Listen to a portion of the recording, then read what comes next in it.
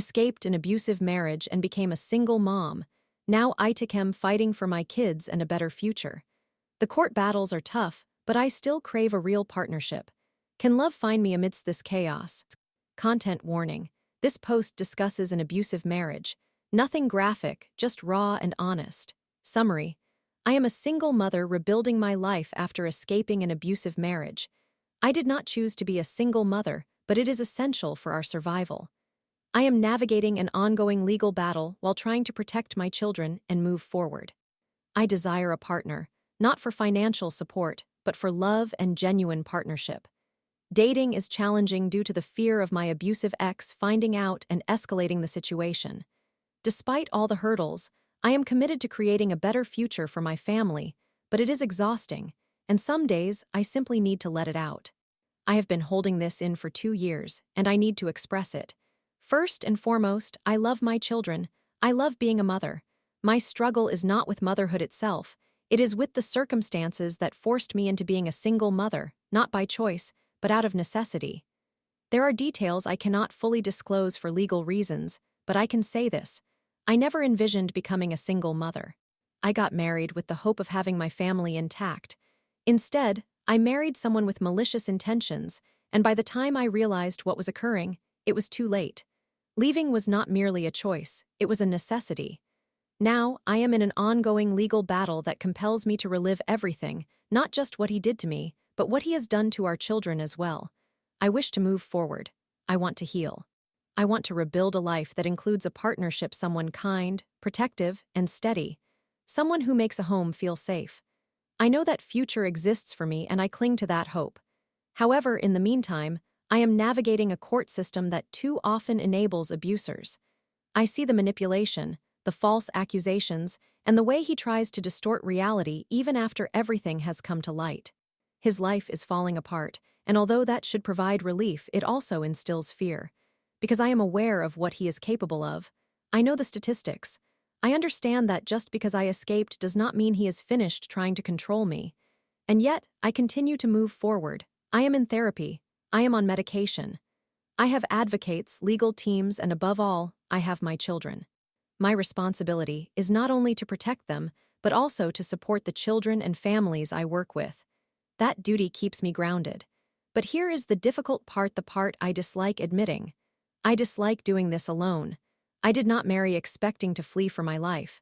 I did not plan on raising children while managing multiple jobs just to keep us afloat. I work full-time, and on top of that, I do DoorDash with my children in the car. It pays the bills, but it is exhausting. I despise the loneliness of coming home without a partner to share the burdens. I observe families at the park, and I know my children will have questions one day, questions for which I do not have easy answers. This is not to say that I want to introduce a man into the chaos merely for the sake of having someone there. I do not want a man solely to provide for someone else's children. That is not what I seek. I believe stepfathers can be incredibly valuable, and I crave the kind of partnership that arises from finding the right person. A man being in the picture would not complete me, but he would enhance the life I am already creating. Most days, I believe I am lovable and deserving of companionship. I recognize that I have much to offer, even if lately it feels as though I have been sifting through one burden after another. My past does not dictate my future, and while healing is complicated, I know I am constructing something better for myself and my children. Then there is the other side, the judgment. I have been labeled expired milk or a gold digger simply for wanting a relationship. But let us be clear. I do not expect a man to step in and financially support my children or me. I work. I provide for my family.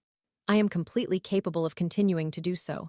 Wanting a partner does not mean I am seeking a financial crutch. It indicates that I desire love, support, and a shared life with someone who contributes to what I am already building. A genuine partnership, not a transaction. However, dating, that is another battle entirely. Not only because I am a single mother, but because I am terrified. The thought of allowing someone into my life feels impossible when I know what my ex is capable of.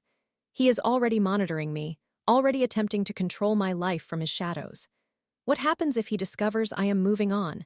What happens if he considers that his breaking point? The statistics do not lie, and neither do my instincts. And it is not only the fear, it is the reality that I cannot escape him. The legal battle keeps him connected to my life, forcing me to relive everything repeatedly. Every court date, every document, every accusation is a fresh wound. It is exhausting. I want to move forward, to genuinely place him in the past where he belongs, but the system keeps pulling me back into his orbit. And yet, despite all this, I still want more. I still want to have a larger family. I know I have time. I am only in my early 30s, but that does not prevent worry from creeping in. How long will this fight prevent me from the life I desire? How long will I need to hold back before I can finally create the future I envision? Because I will build it. I refuse to let fear or circumstance take that away from me. At the end of the day, I needed to express these feelings because bottling them up does not make them any less real. I know I am strong, I know I am progressing, and I know I am constructing something better. But I also understand that this is not easy. And some days I simply need to say it out loud. If you read this, thank you. Please, if you choose to comment, be kind. Life is harsh enough. Why propagate more of that? Story 2. After losing my best friend too soon, I struggled to feel anything at his funeral. Now, I wonder if I became desensitized to grief, or just protecting myself. Am I a bad friend for not staying in touch with those who remind me of my loss? Many of my friends and family have passed away from this life. I wanted to share one such friend's story, and I would like to know if my reaction is considered normal given the context. Am I simply accustomed to loss, or is there something wrong with me? Once, I had a friend named Charlie.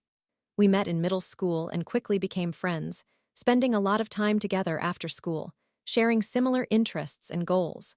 Over the years, he became like a brother to me, someone I could genuinely trust and always rely on. Everything was great between us. We shared a wonderful history and had never argued even once during the time we knew each other. I honestly thought that I would be inviting this man to my wedding one day, that we would be friends until the day I passed away. Unfortunately, that was not what life had in store, as he lost his life at the age of 21. At the time, I was in the army when I received the news. It felt surreal. I remember it being an ordinary day, nothing unusual. I had just returned to the barracks, went to my room, and sat down, ready to log onto PlayStation and connect with him and the crew. It was late afternoon, just before I was about to log on, when my phone began ringing with his name on the caller ID. I assumed he was calling to see if I was joining the game. When I answered, I was caught off guard. It was his older brother on the line. Immediately, I felt a sense of dread, as his brother rarely called me unless we were making plans to hang out in person. I had never really socialized with him without Charlie, nor had I called him personally. Initially, I thought maybe there had been a car accident or something along those lines, and that Charlie was in the hospital. As he began to speak, I could hear the sorrow in his voice. I realized then that it was much worse.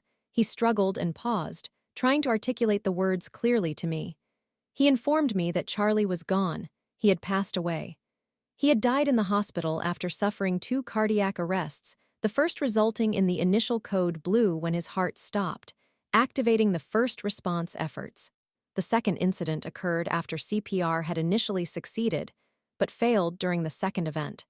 According to what they told his family, and from what his family shared with me, he had initially suffered from a severe lymphoid blast associated with leukemia. I believe this is tested for using a bone marrow sample, as it is undetectable under basic observation. I am not a medical professional. I only heard about the after report from his family and never saw his death certificate or spoke with the medical staff present when this occurred. If you have more insights on this matter, please feel free to share. Returning to the phone call, I want to emphasize that I was left speechless. I had no words. I told myself it was the shock of the moment, but I still feel horrible that I did not express anything. I hung up, set my phone down, and remember going into the bathroom, lying in the bathtub for a while. I began to cry long after the call. I was confused and somewhat in denial, reflecting on everything all at once: our friendship, his poor family, how I would tell them or our other friends whether he had suffered, if they even tried to save him. I couldn't believe he was gone just like that, although he was not the first friend I had lost in my life. I think that is why I reacted this way. Perhaps it was because he was not the first, as I had experienced this before with other friends and family members passing, but that did not make it easier for me. I truly cared for him, yet my reaction was minimal, a moment of crying. With each passing, I felt as though I lost more and more emotion. That was when I truly began to realize it. When I returned from the military, I went to see his family. His parents could not even speak to me. I reminded them of him, and they felt it best for me not to mention him. His sister had to take me to his grave, and we sat in silence the entire car ride. When we arrived, I approached alone. I did not shed a single tear. I placed a cross I was given there, as he was a religious man, said a few words, and left with his sister, who dropped me off at my house. Since that day, I have never called his family or visited them, and I have not returned to his grave, which I do not understand. This is also true for most of the people I have lost. I rarely visit them anymore or keep in touch with those still living in relation to them. I tend to isolate myself from them as if I never knew them, even forgetting the memories we made. Now I feel too afraid, too ashamed, and I am not even sure anymore. I abandoned one of my closest friends, and it haunts me to this day. I abandoned them all. I feel terrible. What kind of person am I? Is there something wrong with me?